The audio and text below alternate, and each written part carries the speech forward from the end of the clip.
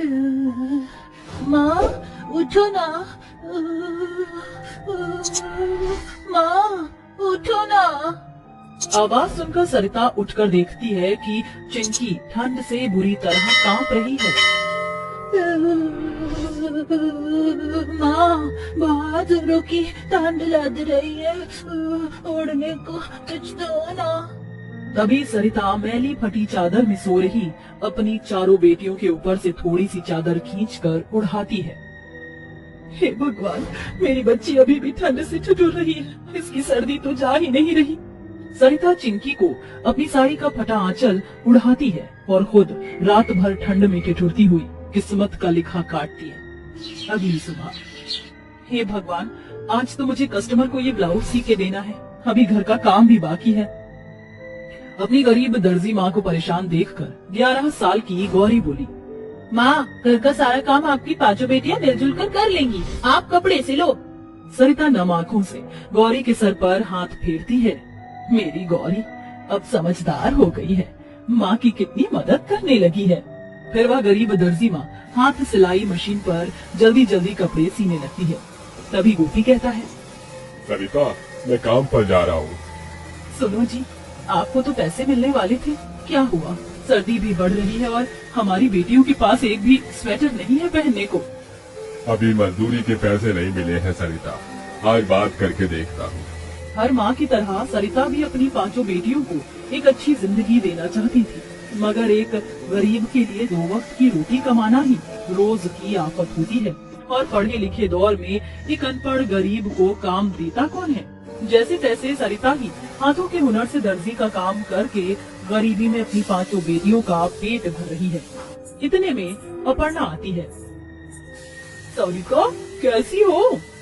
जी अच्छी हूँ अपर्णा जी। अरे ये क्या तुम्हारी आंखों से पानी आ रहा है? अभी कहा था ना कि एक बार अपनी आंखें डॉक्टर से दिखा लो, वरना कहीं खराब ना हो जाए। अपर्णा जी, जिस गरीब के पास 2 वक्त की रोटी खाने के भी पैसे ना हो, वो क्या ही करेगा? पहले मुझे अपनी पांचों बेटियों की भूख देखनी है और फिर मैं गरीब दर्जी माँ डॉक्टर की महंगी फीस कहाँ से भरूंगी? आप बताइए क्या सिलवाना है? बस मुझे ये शरारा सूट सिलवाना है, तुम ये बता दो इसकी कितनी सिलाई देनी पड़ेगी? अपर्णा जी, आप मेरी पहचान वाली हैं, बहुत वक्त से मैं आपके कपड़े सी रही हूँ, इसलिए आप इस शरारा सूट के सिर्फ 700 रुपए दे देना। ये सुनकर अपर्णा चौंकने का नाटक लगाकर कहती है, 700 रुपए? क्या बात करती हो? मैं तो ये सोच कर आई थी कि तुम जैसी गरीब दर्जी का भला हो जाएगा, तुम 2 पैसे कमा लोगी। इस झोपड़पट्टी में सूट की सिलाई 700? हाँ। अरे जब मैं 700 रुपए तुम्हें दूंगी तो इससे बढ़िया मैं किसी अच्छे टेलर से अपना सूट न सिलवा लूं। अपर्णा वहाँ से जाने लगती है। तभी अपनी 5 बेटियों का मुंह देखकर वह गरीब दर्जी माँ मन में कहती है, कितनी ठंड पड़ गई है, थोड़े दिनों में पूस का जाड़ा भी पड़ने वाला है। अगर मुझे अपनी 5 बेटियों के लिए स्वेटर खरीदना है तो मुझे कम पैसों में भी कपड़े सीने ही पड़ेंगे। ये मेरी लाचारी है, वरना मेरी बच्चियों को इस बार भी इस पतले फटे कपड़े में ठंड बितानी पड़ेगी। सरिता थोड़े से ही पैसे में अपर्णा का सूट सी देती है। हर दिन के साथ ठंड बेतहाशा बढ़ती जाती है। तभी एक शाम जब गौरी खाना बना रही होती है, तभी पूरे घर में चूल्हे का धुआं भर जाता है और आशा कहती है, गौरी दीदी, आज इतना धुआं क्यों हो रहा है? आशा, ये तेरी ही गलती का नतीजा है। मैंने तुझे कहा था ना कि आज की लकड़ी आंगन में मत रख कर छोड़ना। सारी लकड़ी सर्दी के उससे भीग कर गीली हो गई है। चिंकी, पिंकी, आशा, नीतू, तुम चारों थोड़ी देर के लिए बाहर जाकर बैठ जाओ।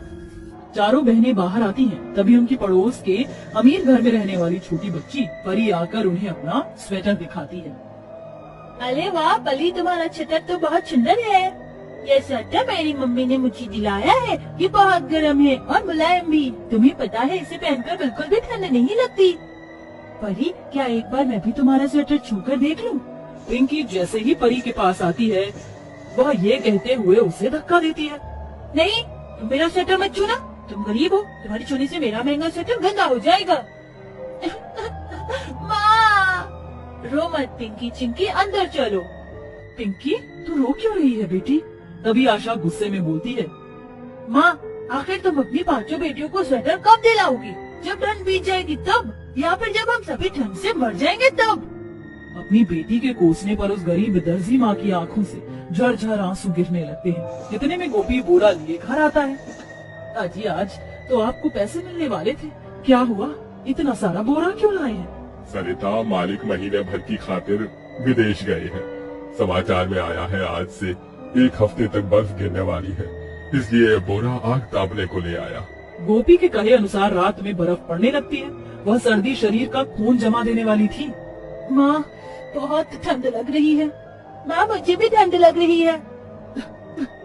दिन रात कपड़े सी कर भी मैं गरीब दर्जी अपनी बेटियों को एक स्वेटर दिलाने के पैसे तक नहीं जोड़ पाई।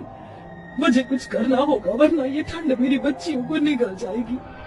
तभी सरिता वह बोरा देखती है। मैं इस बोरे से अपनी बेटियों के लिए स्वेटर बना सकती हूँ। हाँ, मैं एक दर्जी हूँ। सरिता सिलाई मशीन उठाती है और बोरा काट कर उसे अपनी 5 बच्चियों के नाप का बोरा स्वेटर सीकर उन्हें पहना देती है।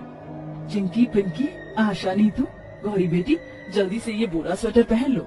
5 अपनी गरीब दर्जी माँ का बनाया बोरा स्वेटर पहन लेती हैं और चिंकी मुस्कुराकर नन्ही जुबान से कहती है, अरे वाह माँ, ये बोरा स्वेटर परी की मम्मी के स्वेटर से भी अच्छा है।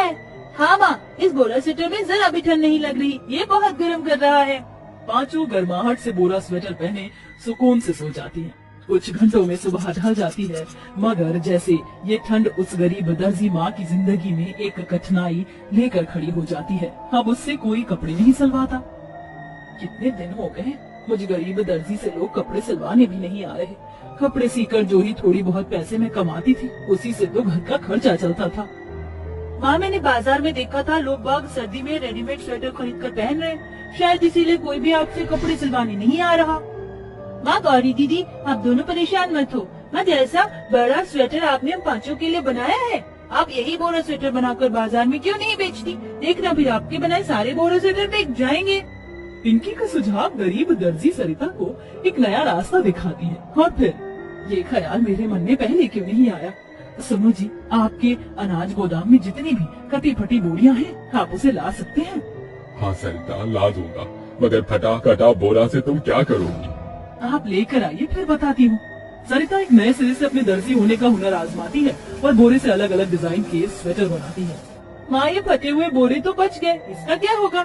गौरी बेटी, इस बोरे के धागे को उधेड़ कर गोला बनाओ। मैं इससे स्वेटर बुनूंगी और फिर मैं, तेरे बापू और तुम सब इसे चलकर बाजार में बेचेंगे। बोरा स्वेटर बनाने में 5 भी अपनी गरीब दर्जी माँ की मदद करती हैं, जिसके बाद सरिता दिन भर छड़ कांटों पर बोरा स्वेटर बहुत सारे बुनती है, जिसे लेकर वह बाजार में बेचने आती है। गौरी और नीतू आवाज लगाती हैं, सिर्फ 200, 200, 200।